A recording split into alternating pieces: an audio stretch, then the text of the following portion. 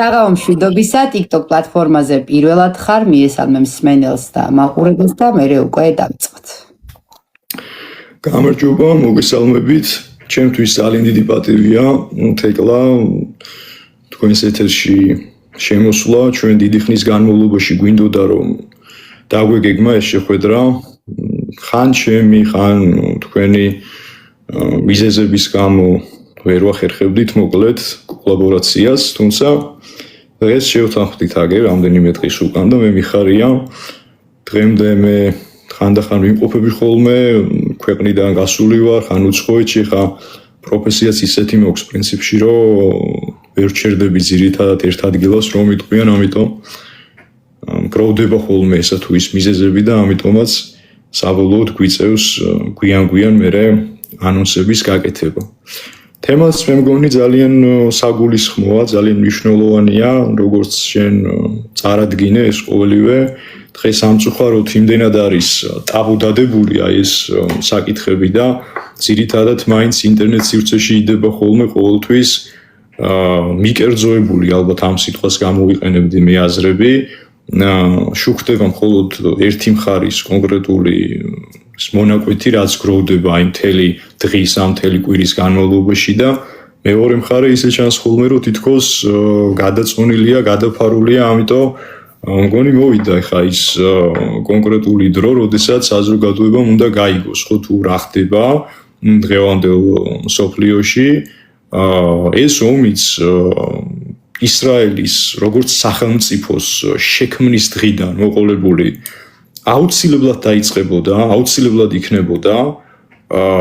უბრალოდ აი ეგრეთ წოდებული წამზომი არის ჩართული გამიგე, მაგრამ ხა ეს წამზომი კითხვა ისმის როგორ არის ხო ჩართული, იმიტომ რომ რამდენიმე ვარიანტია კონკრეტულად ჩვენს თემაშიც და მე მინდა რომ ყველა მათგანი განვიხილო.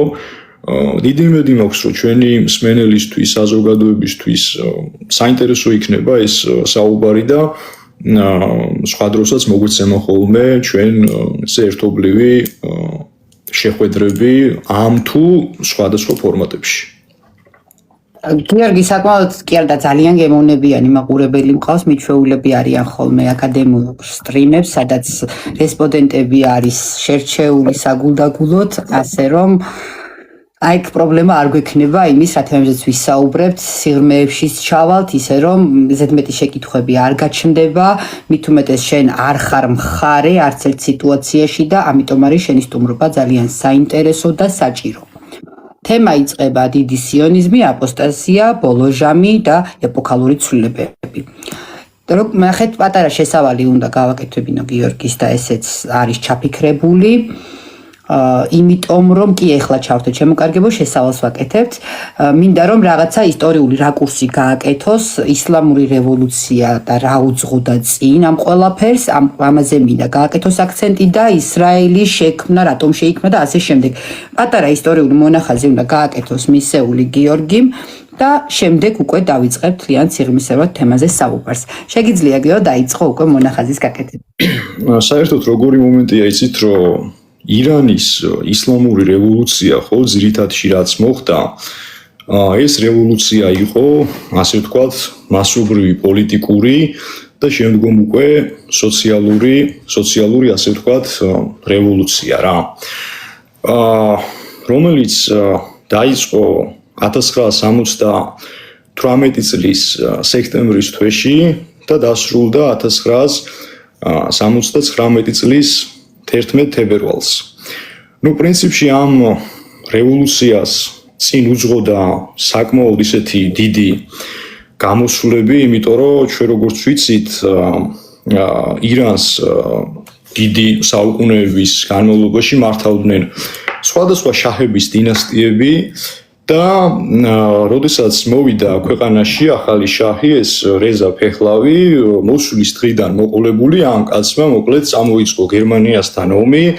გერმანიასთან ომს მოყვა სხვადასხვა სახის ზოგ თემში ირანულ საზოგადოებაში პროტესტი, ზოგი პირიქით თვლიდა რომ ეს სწორი იყო და შაჰი, ასე ვთქვათ, სწორ გადაწყვეტილებას იღებდა, ზოგიერთის აზრით შაჰს საერთოდ სხვა გზა არ ჰქონდა და ასე შემდგომ რა. ხდება 40-იანი წლების მიწურულს ესეთი საინტერესო რამ, მაშინ ირანის ისლამური რევოლუცია, როგორც ასეთი ნახა არ არსებობდა, ეს უფრო მონარქიული იყო ჯერ კიდევ ირანი, როგორც ვიცით და მოდიოდა უკვე შემოდიოდა ეს ეგრეთ წოდებული საპარლამენტო უწყებების, საპარლამენტო სისტემების დამკვიდრება ირანულ მიწაზე და იყო ასეთი ძალიან საინტერესო პიროვნება მოჰამად მოსადეყი, რომელმაც 40-იანი წლების ბოლოს 1959 წელს შექმნა თავისი ეროვნული ფრონტი სახელწოდებით, სადაც დემოკრატიულად ამ არჩევნებში გაიმარჯვა ამ პიროვნებამ, ხმების უმრავლესობით მოვიდა რა ხელისუფლების სათავეში და ფაქტობრივად პრემიერ-მინისტრი განაგებდა ირანში არსებულ სიტუაციას.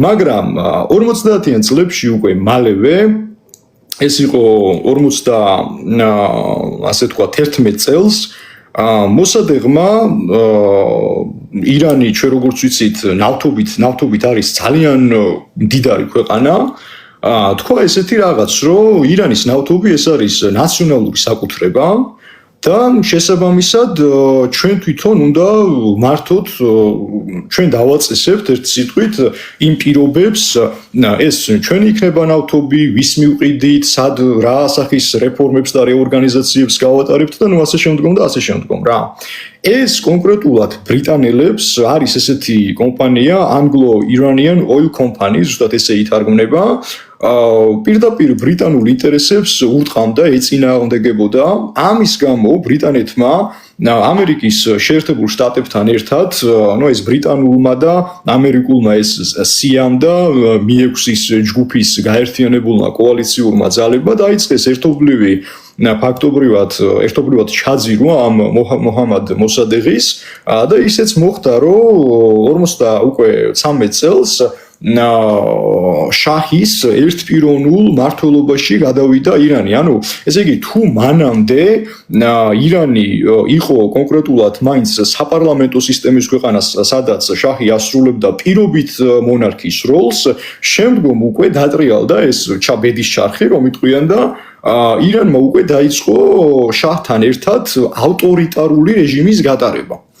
ამ ავტორიტარულ რეჟიმს განსაკუთრებით 60-იან წლებში მოყვა ესეთი საოცარი რამ. 60-იან წლებში ხდება შაჰის ულტრამოდერნიზებული კანონების გატარება და აი ამ კანონებში შემოდის უკვე და ფუძნდება ესეთი სასტიკი საიდუმლო პოლიცია, რომელსაც ეწოდება სავაკი, ბრჭყალებში გამოყოფ ამ ორგანიზაციას და მე მინდა შევახსენო ახლა საზოგადოებას, რომ ეს სავაკი არის კონკრეტულად მხარდაჭერილი ებრაელებისა და ამერიკელების მიერ. იმიტომ რომ შაჰმა აი ამ საიდუმლო პოლიციასთან ერთად შემოიღო სეკულარული კანონები, მათ შორის განათლების სისტემაში. აი დღეს რო ამბობენ და ძალიან ბევრ ადამიანს მოსწონს, ხო ეს შედარებით იყო კი თავისუფლება იგივე ჩადრები აღარ ეხურათ 60-იან წლებში 70-იან წლებში უფრო მეტი ასე ვთქვათ გახსნილობა იყო და საზოგადოება თავისუფლად ცხოვრობდა ირანში. ირანი იყო როგორც ამას უწოდებდნენ შენ წარმოიდგინე, ესე იგი თეკლა ახლო აღმოსავლეთის ლოს-ანჯელესი. აი დაახლოებით ესე უწოდებდნენ ირანს რა. რატო ლოს-ანჯელესი? იმიტომ რომ აი სხვადასხვა სახის სამორინეებით, კაზინოებით და ესა თუ ის სათამაშო ასე ვთქვათ ტოტალიზატორული განხრებით ცნობილი იყო უკვე ეს ქალაქი. ამიტომაც ეს ყოველივე დაგროვდა განსაკუთრებით 60-70-იან წლებში და ერთ-ერთი ყველაზე მნიშვნელოვანი ფიგურა, რომელიც არის იმ პერიოდებისთვის, ეს არის აიათოლა რუჰოლა ხომეინი. ეს იყო ჩვენ როგორც ვიცით ირანის მთავარი რევოლუციონერი და პირველი პირი, რომელმაც მოაწყო ქვეყანაში რევოლუცია. შაჰს პირველი ვინც დაუპირისპირდა აი ასეთი წესწყობის დამყარებაში, ხო ქვეყანაში რომ დამყარდა ასეთი წესწყობა, პირველები იყვნენ ეს აიათოლები და კონკრეტულად ის შემადგენლობა, რომლებიც ამერიკულ აი ამ კონკრეტული სახის კანონებს არ ემორჩილებოდნენ და ამბობდნენ იმას, რომ ქვეყანაში და განსაკუთრებით ირანის შიიტური სახელმწიფოსთვის მიუღებელია მსგავსი სახის პროპაგანდა, დასავლური პროპაგანდა ამას მოყვა სხვათა შორის კიდევ კონკრეტულად რა განსაკუთრებით უკვე 70-იანმა წლებმა მეტნაკლების სიმშვიდით კი ჩაიარა, ნუ ასე იყო თუ ისე იყო. თუმცა შეხედე ჩვენ როგორც ვიცით შაჰის მმართველობის პირობებში და დღესაც ესეა, იცი ეს მარტო შაჰის დროს ვერ გადავალთ, ირანში არის უამრავი მიწები. ირანში ყველაფერია, იცი აბსოლუტურად რისი გაკეთებაც, რისი განხორციელებაც სურს ადამიანს, მაგრამ გარკვეულ სიტუაციებში ამ სახელმწიფოს ადევს ემბარგო დასავლური სისტემების და სტრუქტურების მხრიდან, ამიტომ ირანელებსაც უჭირთ საკუთარი საქონლის ან სხვადასხვა საქმეების, სხვადასხვა ბიზნეს პროექტების უკვე ექსპორტი, იმპორტი ეს ტაბუდადებული თემაა თვითონ ირანშიც, ნუ გარკვეული აი ამ დასავლეთთან და განსაკუთრებით ამერიკასთან და ევროპასთან შუღლის ფონზე, ხო? ირანში ეხლა შაჰის დროსაც სხვათა შორის თუ რაიმე სახის ესე იგი ფული კეთდებოდა, თანხები და ბიზნეს საქმიანობა ტრიალდებოდა, ხო? ეს ბიზნესი მიმართული იყო უფრო მაღალ ელიტებში. ეხლა წარმოიდგინე, რომ ეს უკვე ის კონკრეტული დრო არის, როდესაც საპარლამენტო სისტემები მთელ დასავლეთში ხა მონარქია რო გასული საუკუნის 50-იანი 60 წლების მერე მთელ დედამიწაზე ისპობოდა, ხდებოდა რა მეორე ხარისხოვანი, მგონი არ ახალია. დრო იყო ეგეთი საპარლამენტო სისტემის საპრეზიდენტო ან პრემიერ-მინისტრს უნდა განეგო ქვეყანა, ხალხის უფლებები, დემოკრატიულობა, ახლო აღმოსავლეთს ამერიკული იმპერიალიზმის იდეოლოგია ასე თუ ისე მოედო. ბოლო-ბოლო რუსეთს მოედო ეგ იდეოლოგია და რუსეთში მოხდა იმხელა ეგრეთ წოდებული პერესტროიკა, მერე ჩამოიშალა საბჭოთა კავშირი, ეს კიდე აბსოლუტურად სხვა თემაა, მაგრამ ხომ წარმოგიდგენია ეხლა ახლო აღმოსავლეთში საერთოდ რა იქნებოდა, არა? ამიტომ ირანული დიასპორა გახდა შაჰისადმი საკმაოდ უმოწყალო, ულმობელი. ამ ყველაფერს დაერთო კიდევ რა არის ესეთი საინტერესო, აი ძალიან საინტერესო ფიგურა ირანის მომდევნო პრემიერ-მინისტრი, ვინც იყო მაღალი თანამდებობის შაფურ ბახტიარი. აი ეს შაფურ ბახტიარი, როცა ქვეყანაში არ იმყოფებოდა საკუთარი ავადმყოფობის გამო რეზა შაჰი ირანში, დაინიშნა, ნუ ფაქტობრივად დროებით მმართველად რა. ანუ ბახტიარმა ეხლა კი გაატარა ქვეყანაში რეფორმები და განსაკუთრებით რა სახის რეფორმები? პრესა რომელიც არსებობდა ირანში, ოპოზიცია ირანს არ ყავდა საერთოდ. ესე იგი, ირანში არავის არ შეეძლო ალტერნატიული აზრის დაფიქსირება, თუ ვინმე იტყოდა შაჰისადმი ნეგატიურს. ეს საიდუმლო ორგანიზაცია კიდე პოლიციისა, სავაკი რაც არსებობდა, უმოწყალოდ ექცეოდა საკუთარ მოსახლეობას და ერთ-ერთი სავალალო ფაქტი დაფიქსირდა Black Friday, აი ასე არის შერაცხული ძირითადად ეს კონკრეტული დღე ირანის ისტორიაში, როდესაც 1978 წლის 8 სექტემბერს სავაკმა მომიტინგეებს გაუხსნა ცეცხლი. და აი ამ ცეცხლის გახსნის დღიდან მოყოლებული ირანის ხალხი გახდა დაუმორჩილებელი. გამოაცხადეს სრული, ესე იგი, ირანში სრული აპოკალიფსისი დატრიალდა რა. ეს ალბათ ბოლო წვეთი იყო იმისა, რომ ვერც შაფურ ბახტიარი, ხა ამ შაფურ ბახტიარს ზოგი ანალიტიკოსი აბრალებს ხელს, რომ აი რა ბრძანებით მოქმედებდა, სადრას ხელი მოაწერა, სადრა იყო, როგორ იყო, მაგრამ თვითონ ქვეყანაში იყო უკვე შექმნილი იმდენად ხალხში, საზოგადოებაში რთული მდგომარეობა, რომ შაჰის დღეები მაინც დათვლილი იქნებოდა. ჯერ ეს ერთი ისედაც დათვლილი იქნებოდა, იმიტომ რომ ეს კაცი ცუდად იყო ბოლო-ბოლო, ყველაფერს რო თავი დავანებოთ და ცოტა ხნის სიცოცხლე ჰქონდა დარჩენილი. ამიტომ მისი წასვლის შემდგომ კორონაციას რამდენად გამართავდა ეხლა შემდგომი, ეხლა ვინც არის უფლისწული, ხო? ეგეც რეზაა. კაცმა გაიგოს ეხლა როგორ ჩაივლიდა ეგ პროცესი რა. თვითონ აიათოლა რუჰოლა ხომეინიც კი, რომელიც გადასახლებული იყო გარკვეული წლების მანძილზე ერაყში, ბოლო საფრანგეთში იყო წასული, ისიც კი არ წარმოიდგენდა, პირდაპირ გეტყვი, ისიც კი არ წარმოიდგენდა იმ რეალობას, რომ ესე უცბად დატრიალდებოდა ქვეყანაში ამხელა რეფორმა, ამხელა რევოლუცია და ფაქტობრივად ჩამოსვლიდან რამდენიმე დღეში დარჩებოდა მას ქვეყანა. 3 მილიონი ირანელი შეხვდა აიათოლა რუჰოლა ხომეინის აეროპორტში თვითმფრინავი ჯერ კიდე როცა დამჯდარი არ იყო ბოლომდე და ელოდებოდა ხალხი 3 მილიონი ირანელი დაახლოებით. იმხელა იმედები ჰქონდა ამ უკანასკნელს და ეს ხომეინის ასე ვთქვათ რეფორმები შერაცხული არის ისტორიაში როგორც ეს ირანულად ესე ითარგმნება რა ველაიათ ეფაკი ეს ძირითადად ნიშნავს რას ირანული ასე ვთქვათ თეორიული გამოთქმა არსებობს რაც აი თითქმის გაიგივებულია ბრწყინვალე რეფორმებთან ბრწყინვალე რევოლუციასთან დაახლოებით ჩვენ რო იცოდეს ჩვენმა ასე ვთქვათ მსმენელმა ხომეინი მოსვლის დღიდან მოყოლებული პრინციპში ეს სასულიერო პირი იყო და რას გაატარებდა ეხლა იმას თუ არა ასე ვთქვათ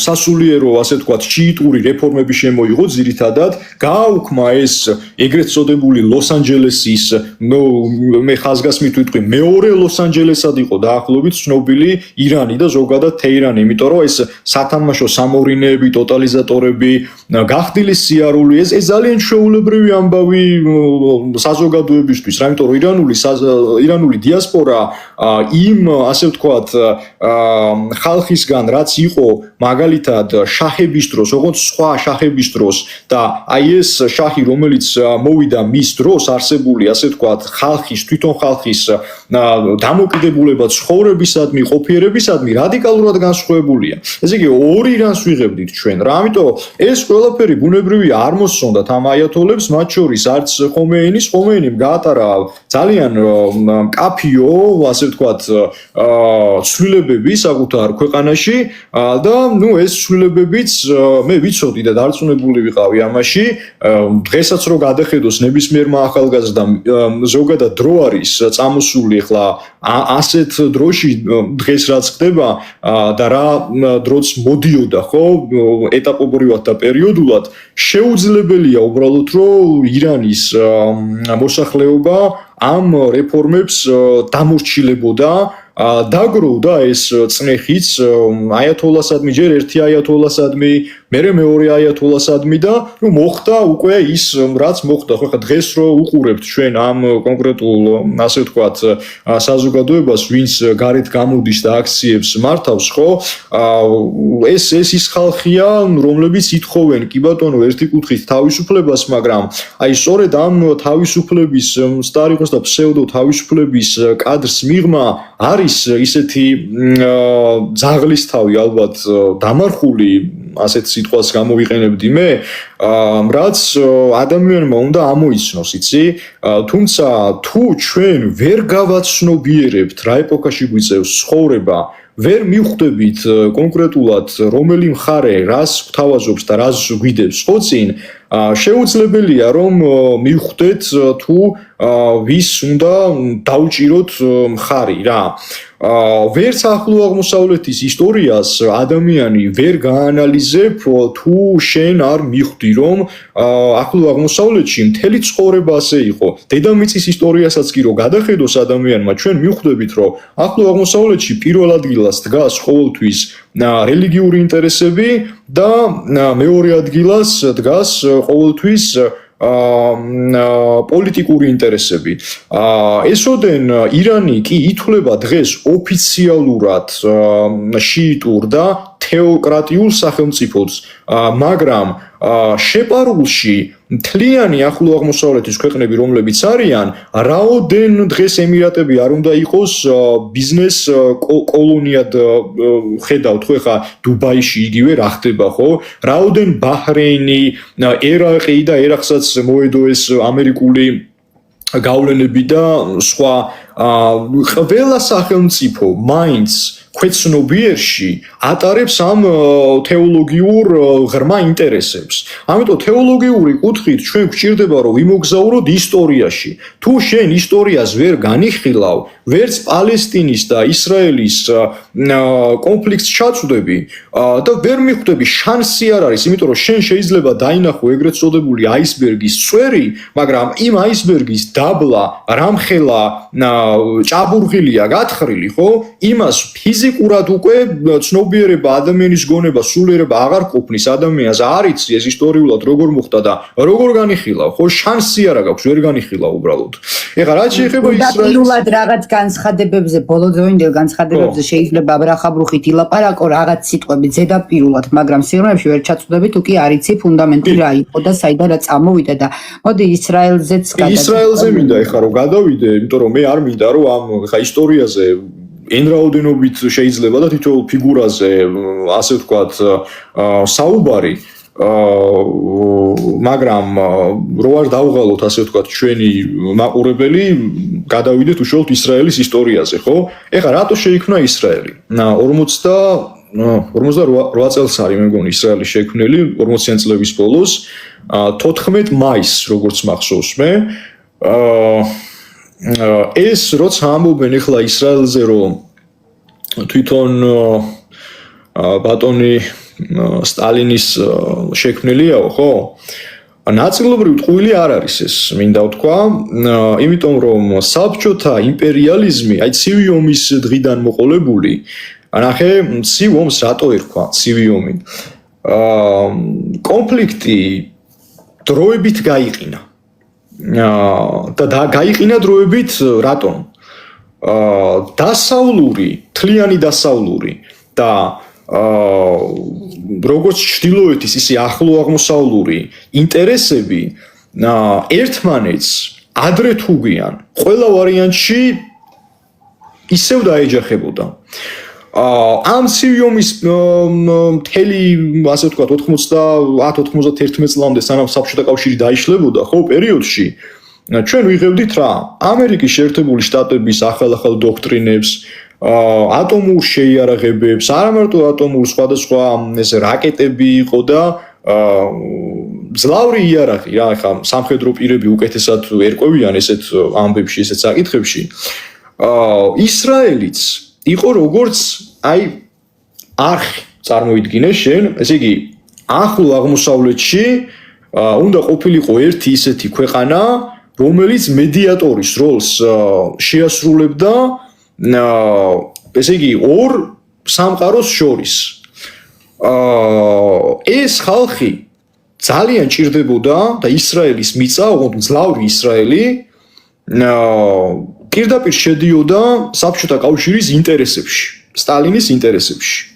მაგრამ საბჭოთა კავშირის მხარდაჭერა თუ ჩვენ ქრონოლოგიას გავყვებით, ისე გამოვიდა, რომ ისრაელი კი შეიქმნა მაგრამ იხეირა ამერიკამ.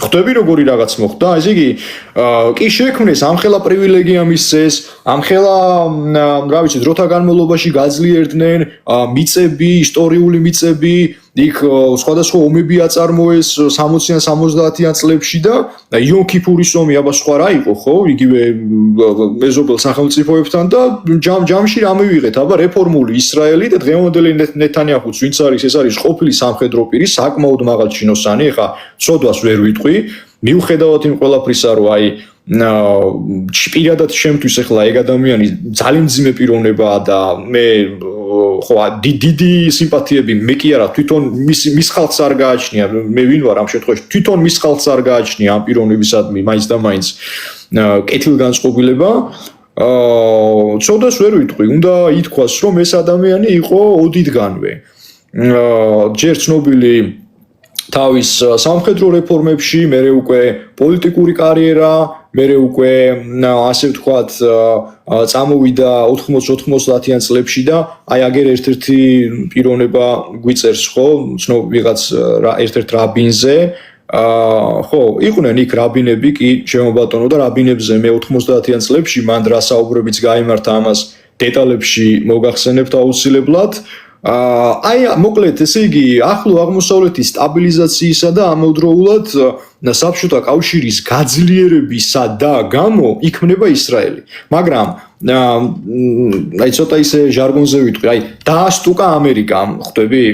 ფაქტობრივად რუსეთის შექმნილი აი ეს ამხელა სახელმწიფო, რომელიც პატარა სახელმწიფოა, მაგრამ იმპერიალისტური ძალაუფლება გააჩნია, სამხედრო ძალაუფლება გააჩნია, გვერდით უდგას უკვე დასავლურ მეორე იმპერიას.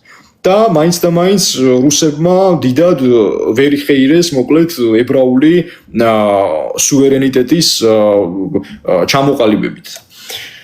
ეხლა უნდა გადავხედოთ ისტორიას და მთავარი თეოლოგიური ასე ვთქვათ ხო აი ნახეთ ქალბატონო ხო ლიკა ხო ესე იგი ბატონო გიორგი ისრაელის შექმნას არაბულმა ქვეყნებმა ომით უპასუხეს რატომ ძალიან მადლობა ამ კითხვისთვის იმიტომ რომ მე მაკითხავდე მოვალ და გიპასუხებთ უბრალოდ აი რამდენიმე წუთი დამელოდით რა თორემ მაგის ირგვლივ უნდა ვიტრიალო მე ეხლა რაც შეეხება უშუალოდ ისტორიას კაცო ისტორიულად ჩვენ როგორც ვიცით შეხედე თვითონ ებრაელი იყო იოსებ ფლავიუსი ხო რომელმაც აღწერა არსებული რეალობა არსებული სიტუაცია ებრაელი ხალხის ცხოვრების იგივე სევტონიუსს შეგვიძლია დავესესხოთ რომის იმპერიაში რა ხდებოდა ტაციტუსი შეგვიძლია რომ მოვიყვანოთ მაგალითად თუ ვისაც ეხა თუ იმეს ბიბლიის არსებობაში ეჭვიეპარება კი ბატონო გადახედონ ცნობილ ისტორიკოსებს ბიბლიაში ესეა აღწერილი წმინდა წერილში წმინდა წიგნში რომ როდესაც უშუალოდ ქრისტე განკაცდა და სხვათა შორის ქრისტე სანამ განკაცდებოდა ძველი აღთქმაც ამაზე საუბრობს იმიტომ რომ ძველი აღთქმის და ახალი აღთქმის ღმერთი ეს ერთი და იმავეა ქრისტეზეა საუბარი ესაა წინასწარმეტყველს 800 წლით ადრე ეცხადება ხო თვით უფალი და ეუბნება ამ ცნობს იმ მოვლენებს რაც წინ და წინ უნდა იყოს რომ აი ქალწული შობს ძეს და მას ერქმევა ემანუელი ეს ემანუელი არის მხსნელი კაცობრიობის სამი დღის შემდგომ რომ ესე იგი აღდგება მკვდრეთით და რომ დაიკვლება როგორც სტარიგი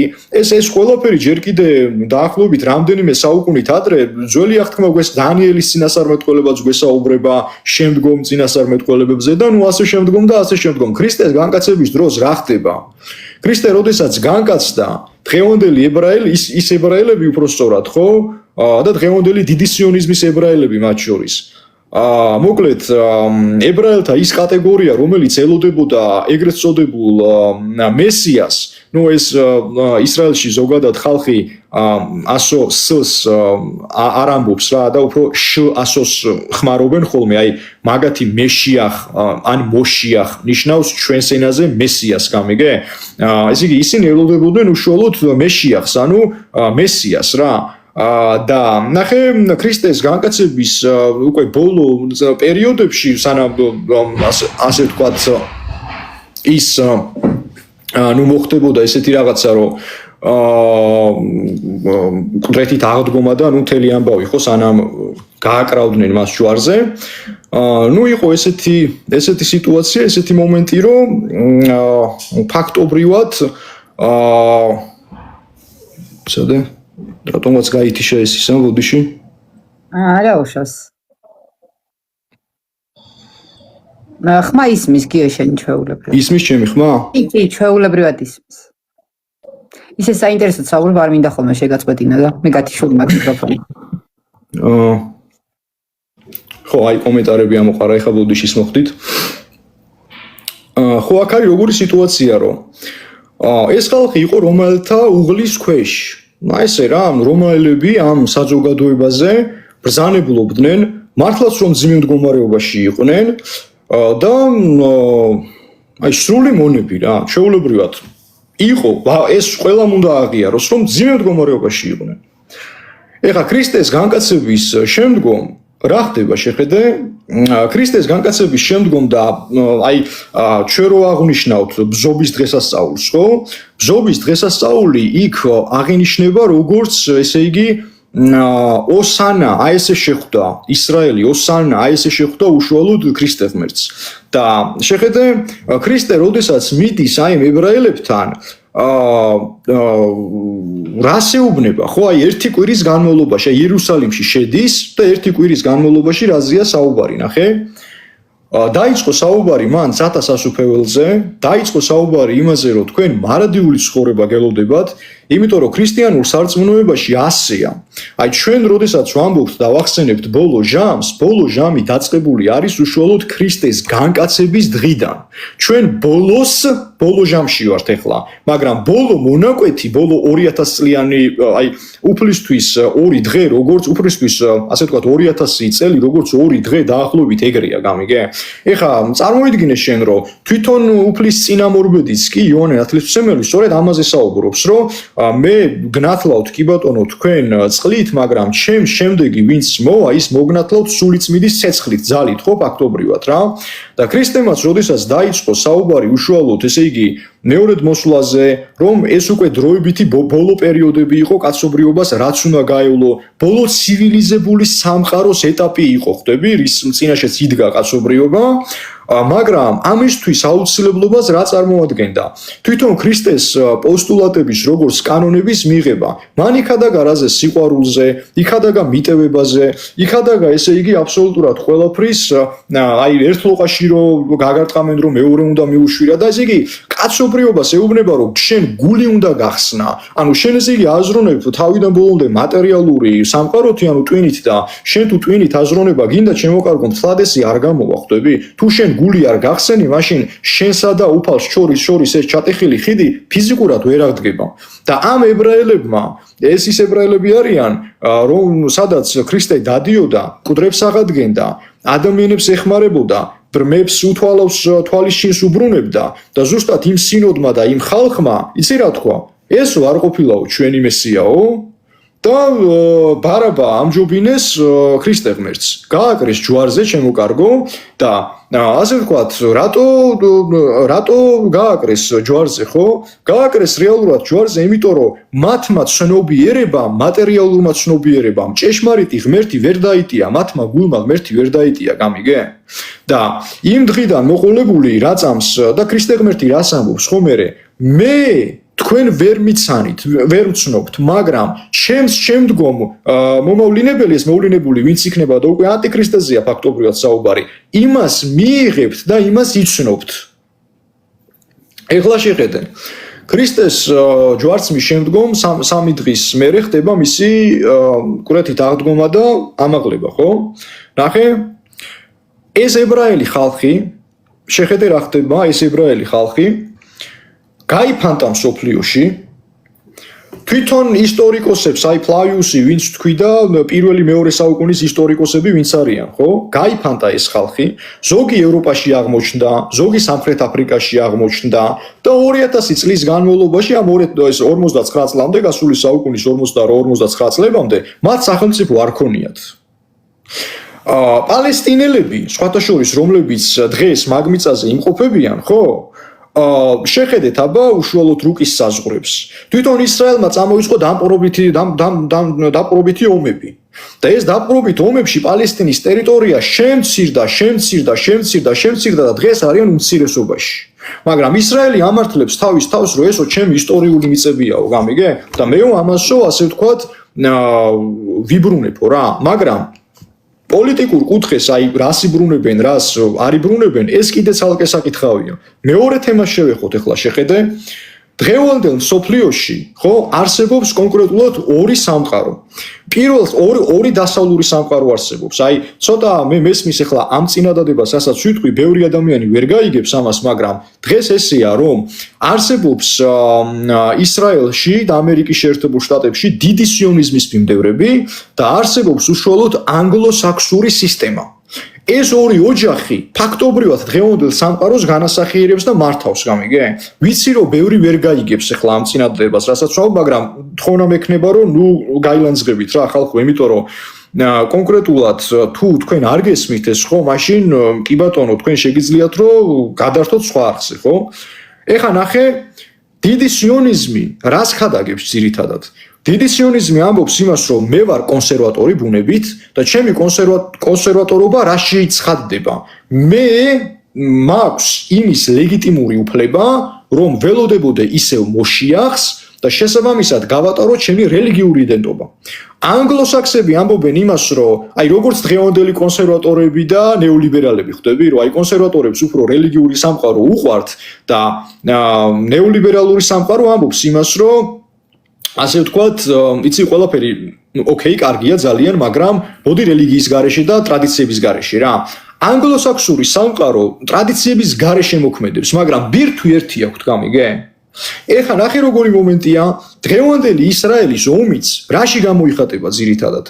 90 წელს, აი ერთ-ერთმა გიორგი იყო, მე მგონი აქ ჩემი სეხნია, ვინც დასვა ეს კითხვა, რაბინი შნეიდერსი არის, რომელ რაბინსაც შეხვდა უშუალოდ ეს ნეთანიაჰუ და ამ შეხვედრიდან გამომდინარე იქ ითქვა ძალიან კაფიოდ, წუთნახევარია დაახლოებით, აი ხალხო ვისაც არ გაქვთ რა ნახე ეს არ არის ხელოვნური ინტელექტი, ეს არის უშუალოდ ღია ფორმატი იმ მნიშვნელოვანი კრებიდან, შეგიძლიათ მოიძიოთ YouTube-ის ან იგივე TikTok-ის ან სხვა რომელიმე პლატფორმაში და ნახოთ. სხვადასხვა ენაზეც არის, მე მგონი ქართულადაც კი ნათარგმნი უკვე რა. იქ ითქვა ესე იგი, რომ იქ ეს ცნობილი რაბინი ეუბნება ამ ნეთანიაჰუს ესეთ სიტყვებს, რომ ჩვენ უკვე გვაქვს სახელმწიფო, ეკონომიკურად მდგრადი ქვეყანა ვართ, მსოფლიო გვიცნობს, ნიშნულოვანი წინსვლები გვაქვს, მაგრამ ერთი რაღაც დარჩა. ნეთანიაჰუ ეუბნება, რომ რა არის ეს ერთი რაღაც. და ეს რაბინი სცემს პასუხს, რომ დიდი ხანია რაც დედამიწა ელოდება მოშიახს და თქვენ ეს ჯერ არ შეგისრულებიათ. გთხოვთ რომ მოიყვანოთ სისრულეში. ნეთანიაჰუს პასუხი არის ესეთი: დიახ, ჩვენ მუშაობთ და გავაგრძელებთ მუშაობას იმისთვის, რომ დედამიწა ახალ საუკუნეში შეხვდეს მოშიახს ეგრეთ წოდებულ ჩვენს ენაზე მესიას. იმ დღიდან მოყოლებული რა წამს ისრაელი შეიქმნა ახლო აღმოსავლეთში, ისრაელი გახდა უშუალოდ მტერი არაბული სამყაროსი და მათ შორის ქრისტიანული სამყაროსი. იმიტომ რომ არაბები გინდა სუნიზმი იყოს, შიიტიზმი კიდევ უფრო მკაცრია, ხო?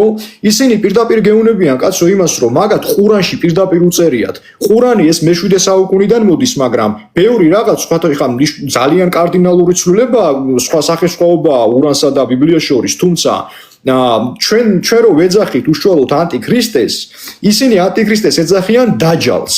ისინი პირდაპირ ამბობენ იმას, რომ შენ ხარ სიონისტი, შენ ხარ მოსული იმისთვის, რომ დაჯალი გაამეფო, ხვდები როგორი მომენტია. ამიტომ მე შენ უფლებას არ მოგცემ, რომ შენ საერთოდ აქ იარსებო, ხვდები?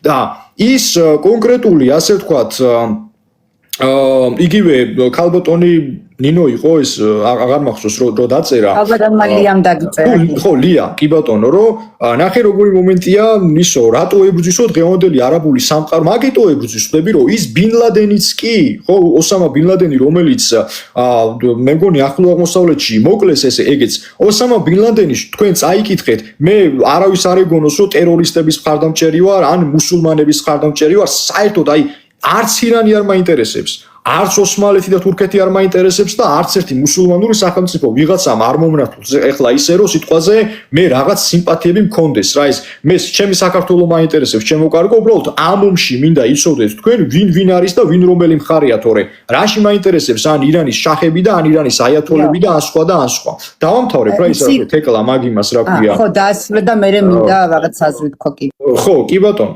აქ არის როგორი მომენტი რომ თვითონ ბინ ლადენის ინტერვიუს კი რომელიც იყო ცნობილი ტერორისტი ხო ერთ-ერთ ამერიკელ ჟურნალისტთან რას ამბობს პირდაპირ ეუბნება იმას რომ ეს ომი არის რელიგიური შესაბამისად სანამ ისრაელის სიონისტური სახელმწიფო არსებობს მე ვალდებული ვარ რომ აი ამ წარმონაქმნს ვეომო ისრაელის სახით ბინ ლადენი ეუბნებოდა ამერიკის შეერთებულ შტატებს ესეც რელიგიური ომი იყო ხვდები და უშუალოდ ამ საკითხში მე ზოგადად ბინ ლადენის ისტორიაზე არ მაქვს საუბარი და ზოგადად ირანის ისტორიაზე ან ნებისმიერი მუსულმანური სახელმწიფოს ისტორიაზე უშუალოდ აი ამ ომთან მიმართებით ბინ ლადენის სწორი იყო დღეს ირანის სწორია პირდაპირ ვიტყვი და დღევანდელი ომი არის თავიდან ბოლომდე რელიგიური ინტერესების და თუ ირანი წაიქცევა ირანის წაქცევას მოყვება სიონური რეჟიმის ბოლომდე გატარება ახლო აღმოსავლეთში და ჩვენ როგორც ვიცით ვინც ახლო აღმოსავლეთს კურირებს და არის მმართველი ამ ქვეყნის გამოდის რეალურად ისე რომ შენ უკვე სოფლიოს თითქმის მთელ ნუ აი 70-80%-ს მაინც აკონტროლებ რა და ნახე სუფთა დღევანდელი გეოპოლიტიკური თვალსაზრისით ხო აი ეს დონალდ ტრამპის მოსვლა რატო გაუხარდათ ამ ებრაელებს მე ძალიან სულად მენიშნა ეს და თავიდანვე ვამბობდი რომ ებრაელი რაბინები და ზოგადად ებრაელები ვინც არიან მაგათ ტყუილა უბრალოდ ამერიკის შეერთებულ შტატებში პრეზიდენტის დანიშვნა და მოსვლა ტყუილა უბრალოდ არავის არ გაუხარდება ხვდები ხო და ნახე მოსვლის დღიდან მოყოლებული ტრამპმა სამხრეთი და ჩრდილოეთი ამერიკაზე გამოაცხადა უკვე სრული მონოპოლია ეს კაცი გადმოვიდა და აგერ ევროპა ისედაც შტატების დაქვემდებარების ქვეშ არის და დღეს პოლიტიკური კუთხით რას აკეთებს პოლიტიკური კუთხით აკეთებს იმას რომ ფაქტობრივად ხელი აი ისრაელი არის ამერიკის შეერთებული შტატების ამ შემთხვევაში პროქსი ძალა ხო ამერიკის შეერთებული შტატები ისრაელით ხელს წევს აზიისკენ ეხლა შენ რო ხელს აზიისკენ წევ ჩემო კარგო ჩინეთი ვერ გავიგე იქ რას აკეთებს ჩინური და მათ შორის გინდაც რუსული, გინდაც ინდური ამ შემთხვევაში, მაგრამ უფრო მეტად და უფრო მკაფიოდ ჩინური, ხო, ინტერესები ეს ჩინეთისთვის არის როგორც კატასტროფა, როგორც მთელი აზიის, როგორც კონტინენტის დაკარგვის ტოლფასი. ამიტომ ეხლა ბოლო ხანებში კიდე ნახე რა ხდება, ბოლო ხანებში ხდება ის, რომ CBS-თან ინტერვიუში ტრამპი გამოვიდა და ესეთი რაღაც განაცხადა პირდაპირ, რომ მეო ასე ვთქვათ, უკეო ომი როგორც ხედავთო მიდისო დამთავრებისკენო რა. ეხლა ნახე, რაკეტ საწინააღმდეგო სისტემები და ჭურვები, რეებიც არის უთავდებათ ფაქტობრივად ამ ადამიანებს, ეს ვინც არიან უშუალოდ, ესე იგი ომის მწარმოებლები, მაგათმა იციან, რომ ირანმა რომ გააგრძელოს ეს ომი, საერთოდ გაცამტვერდება უკვე ამერიკული ბაზებიც და ისრაელიც შეიძლება აღიგაოს, მთლიანად წაიშალოს რუკიდან, ხო? ამიტომ ეხლა ნახე, ამ საზოგადოებას როგორც ჩანს, არ არის გამორიცხული, რომ უღირდეს ომის დროებით გაყინვა. მე მაგასაც არ გამორიცხავ. ეხლა თვითონ როგორც უნდა იწყებენ და როგორც უნდა დამთავრებენ, გამიგე? მაგრამ ერთადერთი რითაც შეიძლება რომ მიმდინარე კონფლიქტში შეიცვალოს სიტუაცია და თუ მათ მართლა სურთ ირანის არსებობის მოშლა, უნდა მოხდეს რა, სამხედრო ოპერაცია უნდა დაიწყოს ოღონდ ქვეითი სახმელეთო ბრიგადით რა. მაგრამ სახმელეთო ოპერაცია ვერ იწყება, იმიტომ რომ თვითონ ქურთებმაც კი იციან ეს მზაკვრული გეგმა და რა ხდება, ხო, ესე იგი მის უკან რა ხდება, ხო, აი რა ხდებიან, რომ იყენებენ რა, ასე ვთქვა, დიდია შანსი იმისა, რომ ქურთებიც გამოყენებულები იყვნენ და თუ ისინი სახმელეთო ოპერაციას ვერ დაიწყებენ, მაშინ შეება ერთადერთი ვარიანტი. და ეს წინასწარმეტყველებებშიც და იგივე სხვათა შორის დანიელის წინასწარმეტყველებაში, სპარსულ წინასწარმეტყველებებშიც კი, რასაც მე ვიკვლევ მაგალითად, ხო, არის ნახსენები, რომ აი ციდან რომ მოდის ეს ელვის ეგრეთ წოდებული ცეცხლები და წვიმა და ანუ ერთი ამბები, არ არის გამორიცხული, რომ ისრაელმა იმდენი გააკეთოს, იმდენად დამპალი სახელმწიფოა დღეს. მე არა მაქვს ოღონდ იმ ებრაელებზე ვიღაცამ ისე არ იფიქროს რა. ისრაელში რამდენიმე კასტა არსებობს. მე ვეხები შემოკარგო დიდი სიონიზმის მიმდევრებს, თორე მე ისრაელში ვინც არიან ეს სეკულარისტები და რეფორმატორები, ხო, ისინი სულ არ ელოდებიან მაგ მესიას და მაგათთვის ძალიან ფილოსოფიურად ესმით საერთოდ თორაც და ყველაფერი რა. მე კონკრეტულად აქ დიდი სიონიზმის მიმდევრებზე მაქვს გამიგე საუბარი. ამიტომ ნეთანიაჰუს მათ შორის მთავრობა არის თავიდან ბოლომდე და მე მინდა ჩვენს იმას რა ქვია შევახსენო მაყურებლებს ვინც არიან რომ ისრაელის დროშაზე რაც არის გამოსახული ცნობილი ჰექსაგრამა აი ეგ არ არის გამორიცხული რომ იყოს იმ ეგრეთ წოდებული ცრუ მესიის რაც ანტიქრისტეთ არის შერაცხული დღეს ბიბლიაში ბეჭედი ეს არის ჰექსაგრამა რომელსაც აქვს 6 ესე იგი 3-6-იანი იწერება შიგნით რომ დაითვალოს რა 6 გვერდი 6 კუთხე 6 წიბო ჯამში გამოდის 666 და სუფთა ნუმეროლოგიური თვალსაზრისით ხო შენ იცი რომ მე ეზოთერულ სამყაროში კარგად ვერ ყვევი სუფთა ასე ვთქვათ ნუმეროლოგიური თვალსაზრისით 666 ეს არის მატერიალიზმის ზედონის მატერიალიზმის სიმბოლო ზედონის სულიერების სიმბოლო ნუმეროლოგიაში არის 999, მაგრამ ამოტრიალებული კუთხით შენ პირდაპირ სატანასთან მიდიხარ 3-6-იანით, ეს არის აი ბუსტერ დოზა 6 ზოგადად არის ცალკეაღებული 6-თან მე არანაირი პრეტენზია არ მაქვს, იმიტომ რომ ეს არის მატერიალური სამყაროს გამომხატველი, გამიგე? 6 დღეში შეიქმნა ბოლო-ბოლო ძირითადი ბირთვი და არსი ჩვენი დედაპლანეტის, ხო, მე-7 დღეს რა იყო, ეს იყო უქმობა, ხო? და მეორედ მოსვლის შემდგომ დედამიწა იწყებს მერვე დღეში გადასვლას. მერვე დღე რას ნიშნავს? მერვე დღე ნიშნავს იმას, რომ ჩვენ თუ შევხედავთ ახლა აქ ციფრთა კრებულს, 0-ს არ ვეხები ამ შემთხვევაში, კიდევ ერთხელ ვიმეორებ, 0-ს არ ვეხები, ყველა ციფრი 1-დან დაწყებული 9-ის ჩათვლით, რუიანის გარდა არის ღია, მაგრამ რუიანი ეს არის დახურული, ხო, ანუ ერთი რგოლი თავზე და მეორე რგოლი დაბლა, ხო? მაღლითა რუიანის, ესე იგი, ნაწილი ზემო ნახევარსფერო არის ძირითადად სულიერების და რუიანის დაბლითა ნახევარსფერო არის მატერიალური, ასე ვთქვათ, საწყისის. ამიტომ მერვე დღე იქნება ეს რუიანი ეს არის მარადიულობის სიმბოლო. შესაბამისად, აი, როცა ამბობენ ადამიანები იმას, რომ რა იქნება მეორედ მოსვლის შემდეგ, ბჭო, მეორედ მოსვლის შემდეგ რეალურად დაიწყება დედამიწაზე მარადიული ცხოვრება. ანუ ესე იგი რაც იყო ერთ დროს და რაც დაკარგა ადამიანმა ყველაზე ძვირფასი და რა ხიდიც ჩატყდა ადამიანსა და უშუალოდ ღმერთს შორის კონკრეტულად აი ეს ხიდი უნდა აღდგეს. აღარ იქნება ჭკნობა, აღარ იქნება დაბერება, აღარ იქნება ავადობა. ეს იქნება უშუალოდ ეს მუსულმანებშიც ესეა, მინდა ვთქვა და არა მარტო მუსულმანებში, იგივე სხვა ინდუისტურ წყაროებშიც და სხვადასხვა რელიგიებშიც, რომ იქნება საბოლოო, ასე ვთქვათ, ქვეყნიერების განსჯა, განკითხვა, კუდრეთით აღდგომა აუცილებლად და მართლები დამსახურებისამებრ გააგრძელებენ ცხოვრებას იმ დედამიწაზე, რომელი დედამიწაც ჯერ კიდევ, არ ვიცი, აი ძველი აღთქმის ეპოქიდან და ელინური საბერძნეთთან მოყოლებული დღეს დედამიწა ელოდება რას, ხო? დემოკრატიას. ნამდვილი დემოკრატია ჩემო კარგო მიწაზე ეს საკმაოდ რთულად მისაღწევია. ვის უნდა აქ კარგი კაცი ხარ, ჩემნაირი ადამიანი, თეკლა. გინდა შენნაირი ადამიანი, ხო? აი ხა მე არ ვიცი, ზუსტად რამდენი კაცი გვისმენს, მაგრამ ვის რა შეჭirdება მითხარი? 301 ადამიანი არის ლაივში. იმდან გარედან გვიყურებს 3200-ია ჯამში. ხო, რისი თქმა მინდა ეხლა რომ ჩემნაირი ადამიანი, ხო?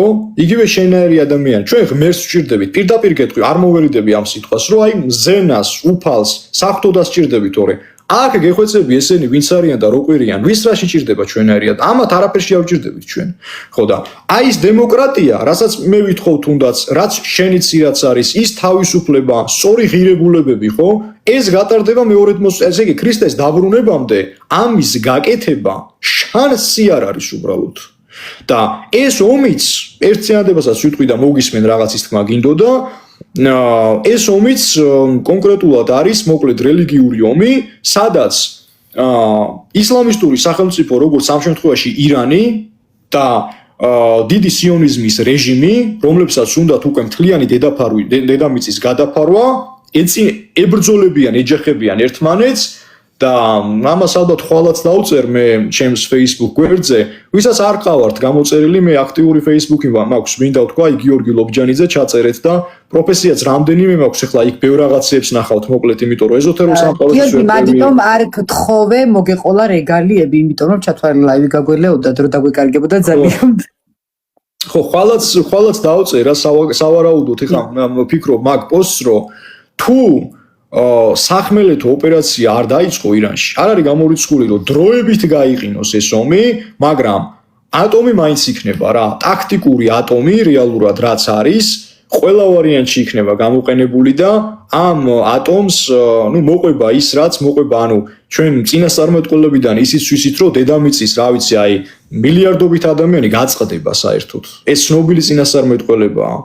ეს შემთხვევითი არ არის ნამდვილად და რა ვიცი, აი დღეს კი ზოგიერთი ადამიანი გამოდის, კაცო, სახელებს და გვარებს აღარ დავასახელებ, იგივე ეს პოლიტიკოსები ვინც არიან და ესე იგი, შენ ირანს მხარს უჭერ? ან ისტორიას რო გვასწავლიან, მე გამიგე რომ ირანმა იცი ირანმა მე ძალიან კარგად ვიცი საქართველოს რაც გაუკეთა.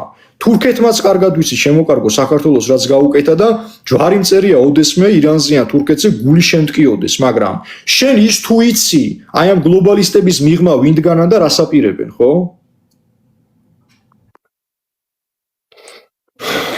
გიორგი, ნახერის თქმა მინდოდა მაყურებელმა იმატა 300 რამდენჯერმე გადაცდა კიდეც და ყველა მერე და მერე შემომატებული ხალხია და მინდოდა ხაზი გამესვა.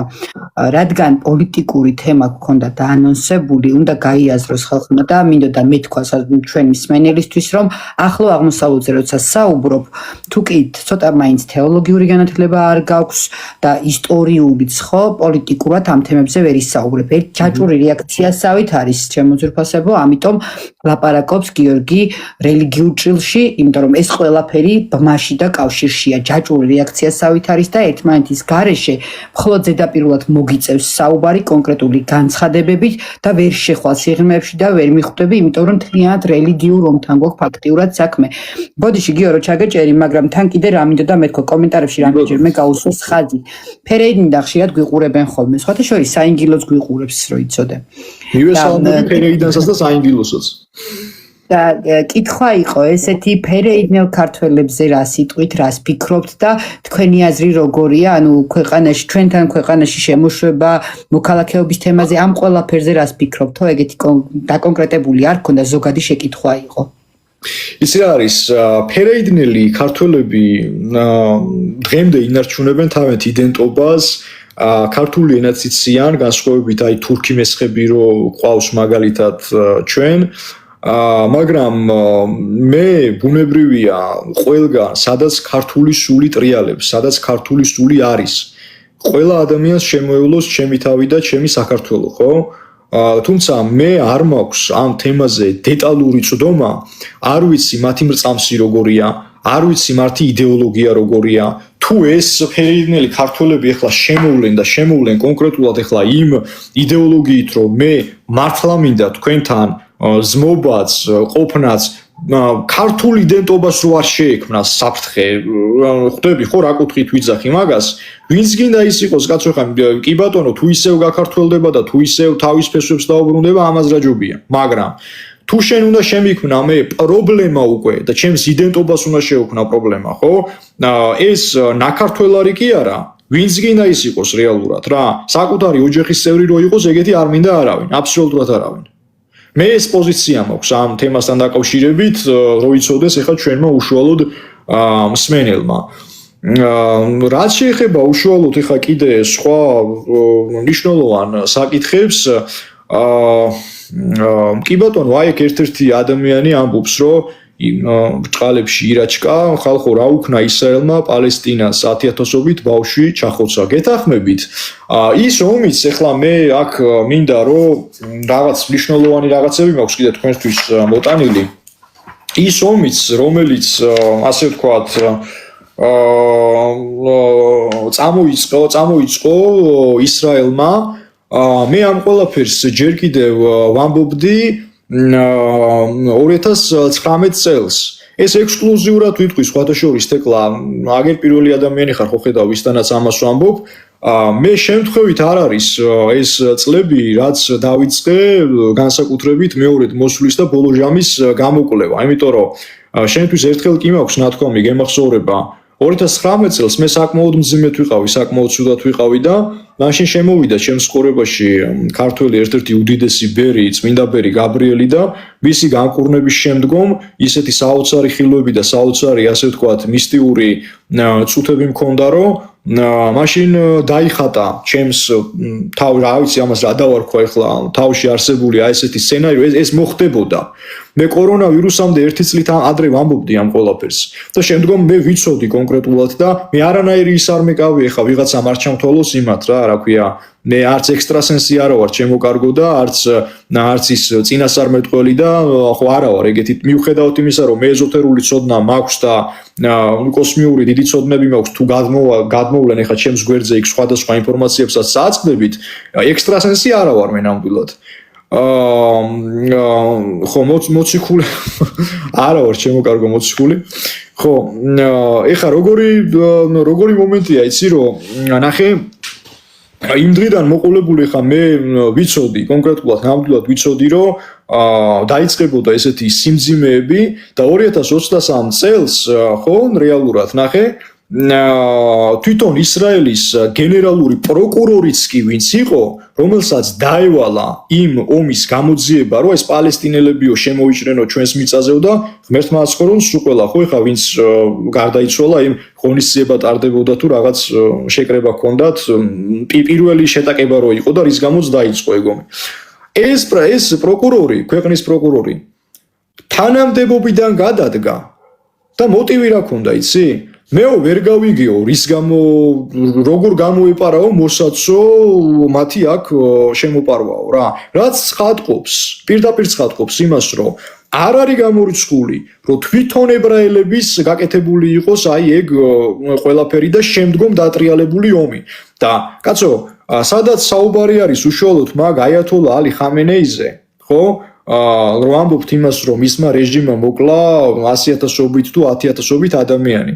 მე არც აიათოლა ხამენეის ის არა ვარ, რა ქვია, დიდი მეხოტბი არა ვარ, მაგრამ მაგ ნეთანიაჰუმ შემთხვევით ლამის 25,000 მარტო ბავშვი ხო არ მოკლა პალესტინაში. პალესტინაში რომ ამდენი ახალგაზრდები ჩახოცეს და ამდენი უდანაშაულო ხალხი ჩახოცეს, ვინმე გამოვიდა პროტესტით და თქვა აი ყველაფერი? რომელიმეს გაუჩნდა გრძნობა, აი სიბრალულის გრძნობა? არავის არ გაჩენია სამწუხაროდ.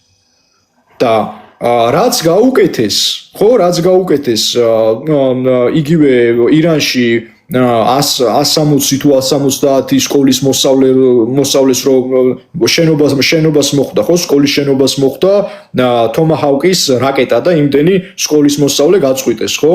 რასაც უკეთებენ ირანს და რასაც უკეთებენ რეალურად პალესტინას, იგივეს გაუკეთებენ დედამიწაზე არსებულ ჩვეულებრივ მოსახლეობას, ვინც აი ამ დიდი სიონიზმის ფარის ქვეშ არ იქნება შესული.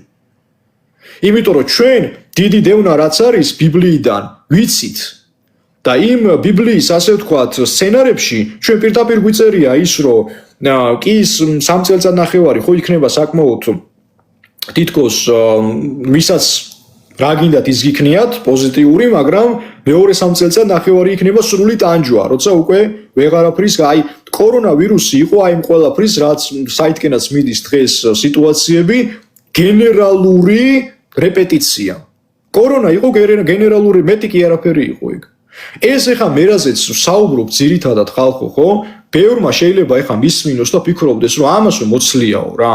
ეხა აგერ მე და აგერ თქვენ, თუ ამ საკითხების არ გჯერათ, თუ თქვენ ფიქრობთ იმას, რომ ეს მოვლენები თავისით დაწყნარდება, მე ვარაუდში ვიძახი და ვარაუდში ვამბობ, ხო? არ არის გამორიცხული, რომ ეს ომი, კონკრეტულად ეს ომი, დროებით გაიყინოს, მაგრამ სანამ გააცნობიერეთ რა, სანამ უშუალოდ ისრაელი დგას ამ იდეოლოგიით და ირანი დგას ასევე ამ იდეოლოგიით, ატომური ომის ალბათობა ძალიან მაღალია. აი წამზომი რომ იტყვიან არის შართული.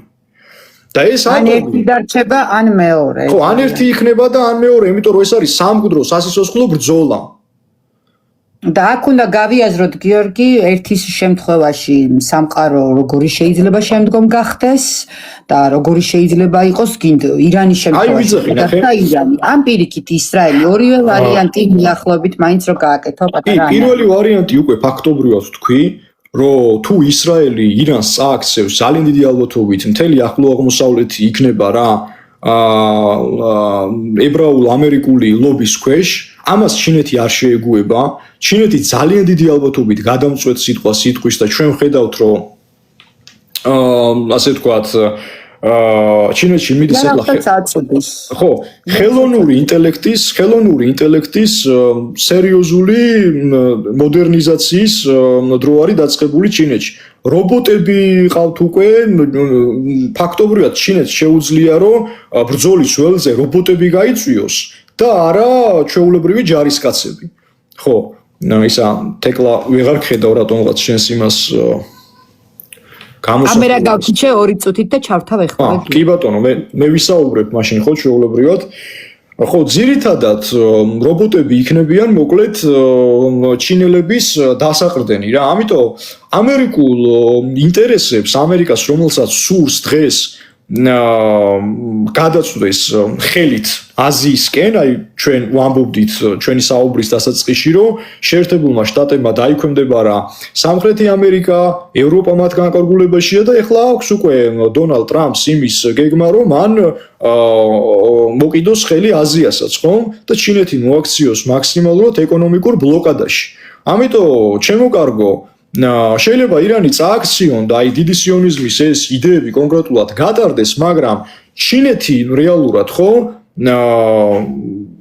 თავის სიტყვას მაინც იტყვის. ძალიან დიდი ალბათობით ჩინეთი დააპირებს იმას, რომ შეერთებულ შტატებს გაუწიოს დიდი წინაღობა და ეს ახლა არის კიდეც იცით ძველ წყაროებში, იგივე ბიბლიურ წყაროებშიც ჩვენს სმენელს მე დარწმუნებული ვარ, რომ ეცოდინება ეს ყოველივე, ეს 200 მილიონიანი ჩინური არმია რო გადალახავს მდინარე ეუფრატს და ეუფრატი უნდა დააშრეს და უნდა იყოს იქ გადამწყვეტი ბრძოლები და ნუ აი ასე შემდგომ და ასე შემდგომ.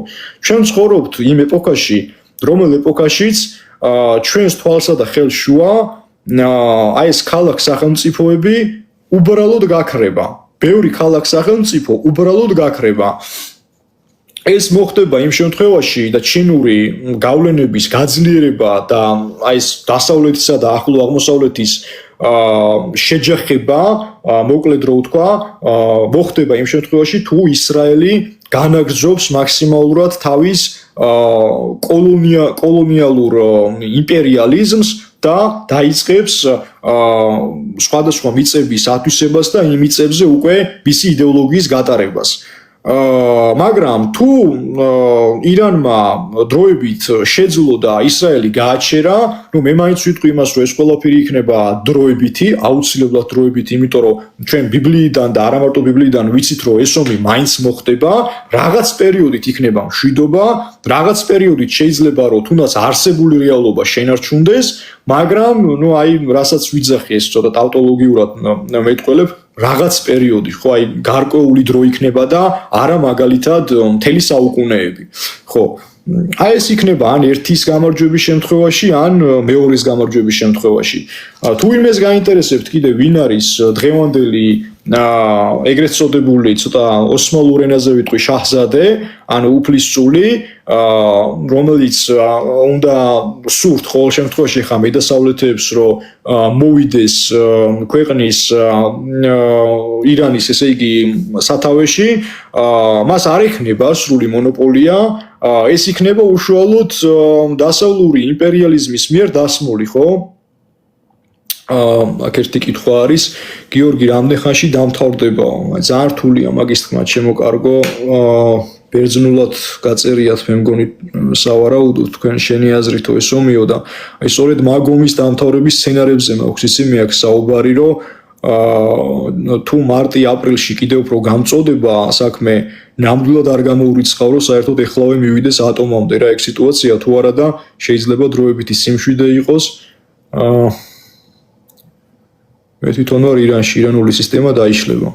შეიძლება დაიშალოს, ჩემო კარგო, ნახოთ. თქვენს კითხვებსაც ჩაუღრმავდები, აბა. დილობ ავყვე ზემოთ რაიმე ისეთი თუ არის მნიშვნელოვანი შეკითხვა, რომ არ გამოგრჩეს მაყურებელიც. გიო, ძალიან დინამიურად გადმიდიხარ და მადლობა ყურადღებას რო აქცევ კომენტარებსაც. მეტწილად მე ვიწერ ხოლმე სტუმრებისგან რას კითხვა როცა აქვთ და მე ვუჟღერებ ხოლმე და შენ თავად აქცევ ამას ყურადღებას და მადლობა ძალიან დიდი. აქ არის ხოთაშორის ერთი ესეთი კითხვა, აი შევარდნაძეზე წამოვიდა, კი ბატონო, შევარდნაძეს და საერთოდ ეს ქართული პოლიტიკური სივრცე ხო ცალკე ბირთვია, ცალკე რეალობა, საშინელი რეალობა. საქართველოს ვერ ეღირსა ჯერჯერობით ისეთი ხელისუფალი, რომელიც გაატარებს პროქართულ ინტერესებს და დიდი იმედი მაქვს, რომ ოდესმე ჩვენ ეს გვეღირსება რა. ხო, აი თქვენთან მე რაც მქონდა, ჩემო კარგებო, კიდევ ერთი ეხლა წაგიკითხავთ, რამდენიმე წავიკითხავ, ხო, ბევრს ვერ წავიკითხავ, იმიტომ რომ ამის დრო არ არის. დიდი სიონიზმის მიმდევრები, რომელი ეზოთერული, ასე ვთქვათ, წყაროებით იკვებებიან და აი ეს ეპშტეინის ფაილებშიც რაც არის რაც გამოაშკარავდა, ეს შემთხვევითი არ ყოფილა ეს ყველაფერი და არც ეგ ეპშტეინი არ არის მკვდარი. ხო, პირდაპირ ვიტყვი მაგას, იმიტომ რომ ეგ ეპშტეინი არის მოსადის აგენტების ლამის ათეულში შესული. აი აგერ მათი, ასე ვთქვათ, ებრაელების წმინდა ეზოთერული წიგნები, ძირითადად დიდი სიონიზმის მიმდევრებზე მაქვს საუბარი. შეხედეთ, გოის მოკლა ველური ცხოველის მოკლის მსგავსია. საშინელებას გიწერს და გასწავლის, ხო? გოი ვინ არის ხა აქ უთარგმნოთ ჩვენს მაყურებელს. გოი ეს არის როგორც აი შაბოს გოი, ესე ეძახიან, გაიგივებულია ეს როგორც აი მეძავის ნაშიერი რა, იმ დონეზე გამცირებს რა. და პირდაპირ გეუბნება გოის მოკლა ველური ცხოველის მოკლის მსგავსია. გოებიდან ყველაზე საუკეთესო უნდა მოიკლას. გოი, რომელიც ცხვირს ჩაყოფს ჯულში, იგულისხმება რა თალმუდი, დამნაშავეა და სიკვდილით უნდა დაისაჯოს. რაიმე შეტყობინება გოებისთვის ჩვენი რელიგიური ურთიერთობებიდან ყველა ებრაელის მკვლელობის ტოლფასია. რადგან მათ რომ იცოდნენ რაც ვასწავლით, ღიად დაიწყებდნენ ჩვენს დახოცვას. ხედავ რას ამბობენ, რომ მათ რომ იცოდნენ ჩვენ რაც ვასწავლით, ღიად დაიწყებდნენ ჩვენს დახოცვას. ებრაელს თუ მიეცემა სიტყვა რაბინის წიგნის რომელიმე ნაწილის განმარტებისთვის, მან მხოლოდ ყალბად უნდა განმარტოს იგი, ის ვინც ოდესმე დაარღვევს ამ კანონს უნდა მოიკლას. გოგონასთან სექსუალური ურთიერთობა დასაშვებია, თუ გოგონას უკვე 3 წელი შეუსრულდა. ებრაელებს შეუძლიათ მისცენ ცრუ დაპირებები თავის გასამართლებლად. ნუ იხსნით გოებს სასიკვდილო საშიშროების დროსაც. ნუ გამოიჩენთ მოწყალებას გოების მიმართ. თუ დამტკიცდება, რომ ვინმემ ისრაელთაგან ფული მისცა გოებს დანაკარგის გონივრული ანაზღაურების შემდეგ, უნდა მოიძებნოს მეთოდი მის აღსაგველად პირისაგან მიწისა. აი, ამდენიმეს კიდე წავიკითხავ და მორჩები, ხო? ებრაელს შეუძლია და მოვალეად სრულ დაიფიცოს, როდესაც გოები ეკითხებიან მას არის თუ არა ამ წიგნებში რაიმე გოების საწინააღმდეგო. ებრაელები ადამიანური არსებებია, ხოლო მსოფლიოს სხვა ეროვნებები ადამიანები კი არა მხეცები არიან. როდესაც მესია მოვა, ყოველ ებრაელს 2800 მონა ეყოლება. გოების გოგონა, ხო ეს წავიკითხე, ებრაელს შეუძლია ხარჭად ყავდეს არაებრაელის გოგონა, მაგრამ არ შეუძლია მასზე დაქორწინება. გოი თუ მოკლავს გოის ან ებრაელს, პასუხი უნდა აგოს ამისთვის, მაგრამ თუ ებრაელი მოკლავს გოის, პასუხისმგებლობა არ ეკისრება. ნებადართულია ებრაელთა მამხილებლების ყველგან მოკლა, ესე იგი ამ შემთხვევაში მეც ვიგულისხმები და შენც და ყველა ვინც გვისმენს, ნებადართულია მათი მოკლა მაშინაც კი, სანამ მათ მხილება დაუწყიათ. ხო აი ესე გრძელდება რა, მოკლედ ჩემო ძვირფასებო, მოიძიეთ ეს ყველაფერი, თქვენ შეგიძლიათ წაიკითხოთ ბრიტანულ ფორუმებზეც, სხვა ეზოთერულ ასე ვთქვათ წყაროებში, თორე ყველაფერს ამას თორაში და თალმუდში თქვენ ვერ იპოვნით, ეს არის ძირითადად დიდი სიონიზმის მიმდევრების, რომ იტყვიან წმინდა წერილი და ბიბლია რა. ქრისტე ვინ გააკრა ჯვარზე და ებრაელებმა ქალბატონო ციალა აქ რა ქვია იმას ეს ჩანაწერი დაიდება სავარაუდოდ და თქვენ შეგიძლიათ რომ მე მოусმინოთ. იქნება ხო ეს ჩანაწერი რა ქვია თეკლა. ხო ამიტომ ჩემო კარგებო რა, დიდი თხოვნა მექნება რომ როდესაც თქვენ გინდათ რაღაც კონკრეტული საკითხების გაცნობიერება, გაანალიზება და თუ გინდათ რომ ჩაწვდეთ სოფლიოში არსებულ პროცესებს და ვითარებებს, ხო, ჯერ გაეცანით დედამიწის ისტორიას, მერე გაეცანით რეალურად რა ხდებოდა, საიდან მოდის ეს ხალხი, რა ინტერესები გააჩნიათ და რის გამო ომობენ, თორე და სხვადასხვა დასავლური წყაროები, როდესაც გიწერენ იმას, რომ აი ვიღაც გამოვიდა კონკრეტულად ქალაქში და ამან იმას ესროლა და ის მოხდა და ეს მოხდა. ბიჭო, გასაოცარია ჩემო კარგო, მაგრამ ირანი შედგება შიიტური, ასე ვთქვათ, შარიათის კანონებისგან, ხო? შენ წარმოვიდგინე ახლა თეკლა მეჩეთებს საუკიდეს ცეცხლი. ვინც იყვნენ ეს პროტესტანტები დავარქვათ, ხო? ამას ვინ გაპატიებს შენ იქ? მე ხა ადამიანის სიკვდილს და კარგად იცი, კარგად მიცნობ შენ, რომ ჩემგან ახლა ისლამის შორს დგას, შარიათის კანონების შორს დგას. საერთოდ არ მაინტერესებს მე ეგ, მაგრამ შენ დადექი აბა ირანის ადგილას. შენ დადექი აბა იმ აიათოლას ადგილას, ხო? დღეს რო ახლა ჯვარი გვწერია, მაგრამ აქ რო იყვნენ ზოგიერთები შესულები და იქ დედა მატრონას ხატს რო შეურაცხყოფა მიაყენეს, ჩვენც ხო დავდეგით ფეხზე და ხო ბევრი ხო გავიდა გარეთ არა? კაცო, იმათ საკუთარი კანონები აქვთ, ხვდები? იმანაც ამოიღო იარაღი და გესროლა. ცუდია, განაკარგია ეს ადამიანის მკვლელობა, მაგრამ შენ როდესაც ერთ მხარეს განიხილავ, მეორე მხარეს უნდა განიხილო. მე ამის თქმა მინდოდა დღეს ძირითადად არ მინდა ეხლა რომ გაგვექცეს დრო და გამიგრძელდეს საუბარი, იმიტომ რომ ჩემი ასე ვთქვათ, მე ინდივიდუალური კონსულტაციებიც ხშირი მაქვს ადამიანებთან, იმიტომ რომ ერთ-ერთი პროფესიაა ჩემი ფსიქოლოგია და წაში ვარსკვლავსაც უყურებ კიდე იცი საგერთეკლავ. ხო, ამიტომ გვიანობამდე საღამომდე მუშაობ ხოლმე ძირითადად. რამდენიმე კომენტარსაც წავიკითხავ და ნელ-ნელა დაგემშვიდობებით. ხო, ერთხლის გვირგვინი უბოძესო, შეიძლება, კი ბატონო. ხო, ერთი სიტყვით რა, ძირითადში, მე მგონი ნაყოფიერი შეხვედრა გამოგვივიდა. თეკლა შენ ხო არ გაქვს რამე შეკითხვა?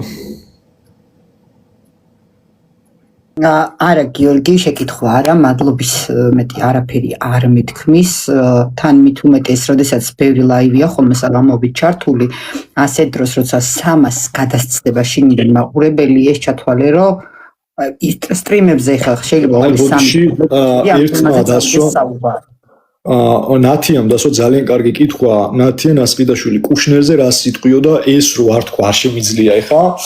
აბას არაღჩი არის ირანის საგარეო საქმეთა მინისტრი. და მოკლედ სანამ თებერვლის ბოლოს უკვე ეს ომი დაიწყებოდა ირანსა და ამერიკის შეერთებულ შტატებს შორის და ისრაელს შორის გაიმართა 3 დიპლომატიური შეხვედრა და შენ წარმოვიდგინე ამ 3 დიპლომატიურ შეხვედრაზე ირანის მხრიდან ხო თლიანი დელეგაცია ესწრებოდა მაგ შეხვედრას არა აბას არაღჩის გამზღონელობით რომელიც პროფესიითაა ბოლო-ბოლო საგარეო საქმეთა მინისტრი ტყუილად არ ქვია მაგას და ამერიკის შეერთებული შტატების მხრიდან ამ დიპლომატიურ მოლაპარაკებებზე იცი ვინ იყვნენ ვიტკოფი და კუშნერი ეხა აი კითხვა დასვი ხო ან ერთს რა უნდა საერთოდ მანდ ან კუშნერი აი პოლიტიკოსიც რა უნდა საერთოდ მანდ გეხვეწები ანუ რომელს აქვს შეხება იქ დიპლომატთა კორპუსთან რომელი რასაკეთებს საერთოდ აი ესეც ხო ხალხო ძალიან დიდი კითხვის ნიშნის გამომწვევი არ არის ბოლო-ბოლო დავიჯერო და კუშნერიც არის ეროვნება რა არის და ისა სარწმუნოებით რა ეგეც ებრაელია მოკლედ და მაგასაც თავისი დიდი ინტერესები აქვს რა ხო გიორგი ტრამპი თავად არის უცხოა პლანი კი ბატონო უცხოა ნამდვილად ალაქსას მეჩეთს კითხეს Facebook-ზე მომწერეს ხო ეგეც კარგი კითხვა არის ალაქსას მეჩეთთან დაკავშირებით იმიტომ რომ ხო ალაქსას ომარის მეჩეთი რეალურად ეს მოხდება მაგას ბომბი ან ებრაელები მოარტყავენ არ გაუჭირდებათ ახლა მაგის გაკეთება და ალაქსას ომარის მეჩეთის ადგილას აშენდება ეს რა ქვია სოლომონის ტაძარი კიდევ ერთხელ და ნუ დაიწყება ის უკვე მეფობა იმ ადამიანის ვინც იქნება რა ყოველ შემთხვევაში მან მოსული რომელმაც უნდა მართოს სოფლიო და ამას ამბობდა თვითონ ბერი გაბრიელიც რომ თქვენ მოესწრებით ამ სრულ წინასწარმეტყველს და ენოქისა და ელიას ბრძოლას თქვენ ტელევიზიით იხილავთ გადმოსცემენ ბევრს ამბობდა იგივე ბერი პაისი და ნუ ასე შემდგომ და დღევანდელ აი ბოლო ჟამთან დაკავშირებით აი დედა ეკლესიის ერთ-ერთი ბურჯი ვინც არის წმინდა ბასილი დიდი ესეთ გენიალურ სიტყვებს ამბობს რომ აი ბასილი დიდზეა საუბარი თუ ვინმე იცნობს თეოლოგიურ სამყაროს მიხვდება რამხელა წმინდა მამაა ეს ღმერთო ნუ მომასწრეფო ამ ბოლო დროსო იმიტომ რომ არ ვიციო რამდენად შევძლებო ამ ტვირთვის ზიდვასო რა ესე იგი თვითონ ბასილი დიდსაც კი რაღაც მომენტში ეჭვი ეპარება საკუთარ თავში რამდენად აიტანს იმ ძიმე დროებას და შეხვდები რაოდენ რთული პერიოდი გამოიარეთ კორონას დროდან და კიდე რა ელოდება მომავლის დედამიწას. სიმძიმეებია ეს შემოკარგო და ვინც ბრმად უყურებთ ხო მიმდინარე მოვლენებს და ვისაც გსურთ რომ განიხილოთ აი ესეთი მინდობილობით, მიამიტობით არ გამოგივათ რა უბრალოდ შეცდებით და ბოლოს აღმოჩნდებით აი ესე ორმოში ღიაცის ქვეშ და ამიც ახლა არ იყოს შემდგომ უკვე რომ აი ეს არ გვითქვამს და სანამ გვაქვს იმის შესაძლებლობა რომ ვისაუბროთ, გესაუბრებით და როცა აღარ იქნება და დამთავრდება მე ყველაფერი. ურემი თუ გადაბრუნდება, ყველასთვის გადაბრუნდება. არავის გამოარჩევს სიკრეტსა დასასრულისკენ წავა ყველაფერი. გიორგი, უღრმესი მადლობა სტუმრობისთვის, ესეთი საინტერესო საუბრისთვის. მსმენელს და მაყურებელს მინდა მადლობა უთხრა, იმიტომ რომ გარედან ჯამში არის 10200 დამატებული აქ 300, მაგარი მაყურებელი გყავს მართლა დღევანდელ საღამოს. ძალიან კარგი ლაივი იყო, ინფორმაციული, Facebook-ზეც და YouTube-ზეც ამაღამვე აიტვირთება სრული ვიდეო. მისალმებას და ბოლოს მოვაკლებ მხოლოდ და დანარჩენი ინფორმაციული რაც არის შეიკრება და მთლიანად იტვირთება ხოლმე. მეც მადლობას ვეტყვი ერთი სიტყვით თქვენს მაყურებელს. განურჩევლად იმისა, ვინ ილანძღებოდა, ვინ არ ილანძღებოდა, ვინ რა იფიქრა ჩემზე, მე არა ვარ ის პიროვნება, რომ ვინმე სადმე დიდი აგრესია და ის გამოვხატო, რა ქვია, სიძულვილი გამო ჩვენ ქართველები ვართ ყველანი, ერთმანეთს უნდა მოусმინოთ და ერთი მეხვეწება კიდე რომ ჩიპიზაციასთან დაკავშირებით რამე თქვიო, იქნება ეგეც შემოკარგო და დროთა განმავლობაში მოგაწვით ამ თემაზეც ინფორმაციებს, ზუსტად მანდეთკენ მიმყავს მეც საუბარი, რომ ალბათ სხვადასხვა პერიოდებში და სხვადასხვა დროებში კიდევ ვისაუბრებთ ხოლმე ეს თეკლა შენთან იქნება თუ რა ვიცი კიდე აი მე ვცდილობ აი ეს დაგიწერეს კითხვის სახითაც კიდევ როდის გვესტუმრებით ბატონო ხო შეიძლება საქართველოში არსებული სიტუაციების განხილვაც სოფლიო გეოპოლიტიკური სიტუაციების განხილვაც ეხა ეს თემა იყო შეკვეთით და კარგი იქნება აი თეკლა შენს Facebook-ზე თუ პირდაპირ შეგიძლია ბოლო ჟამი დააწერო ან რავი რომ აი ყვირის საკმაოდ რომ ბევრმა ნახოს ხდები და აი ვიცი ხლა საზოგადოებას რომელსაც აინტერესებს ეს ყოველივე ნუ აინტერესებს და ეგ არის ხა და მარტო ინტერესი კიდე არ კმარა თუ რეალურად შენ გულით არ ჩაწვდი ამ მოვლენებს ხდები იმიტომ რომ ქრისტე ზუსტად ამისთვის იყო რა მოსული რომ შენ გულის კარები მისი პოსტულატებით უნდა გახსნა თორე თუ შინაგანი სამყაროს გასუფთავებით არ დაიწყო ადამიანმა მაშინ იაზრონებ ისე როგორც ტიპიური ებრაელი რომელსაც აი ესეთი კარგი ქართული გამოთქმა არსებობს რომ სადაც ებრაელიაო იქ არისო ფულიო ან პირიქით სადაც ფულია იქ არის ებრაელი ხო ნუ მათთვის მაინც მატერიალურ ღირებულებებს დიდი მნიშვნელობა აქვს კეთილი დაგემშვიდობებით შემოძვირფასებო და კოცნით გეხვევით ბედნიერ დღეებს გისურვებთ ნახვამდის ყველას ძალიან დიდი მადლობა დღევანდელი საღამოსთვის, იმისთვის რომ ესე ნაყოფიერად ჩაიარას, ამასაც გადავწდით და სტაბილურად უყურებდა ეს რაოდენობა გიორგის ლაივს პლუს ამას 10,000 გადაცდა გარედან მაყურებელი, ძალიან საინტერესო ინფორმაციული იყო, აუცილებლად როგორც კი გავთიშავ ახლა ლაივს, ეგრევე გადმოვწერთ და YouTube-ზე და Facebook-ზე შეგეძლებათ ნახვა, იქაც მოვნიშნავ გიორგის ნახვა თუ გნებავთ Facebook-ზე ლათინურად უწერია გიორგი ლობჯანიძე და შეგიძლიათ იპოვოთ და დაამატოთ. მადლობა ყველას აქტიურობისთვის, მშვიდობიან საღამოს გისურვებთ დროებით.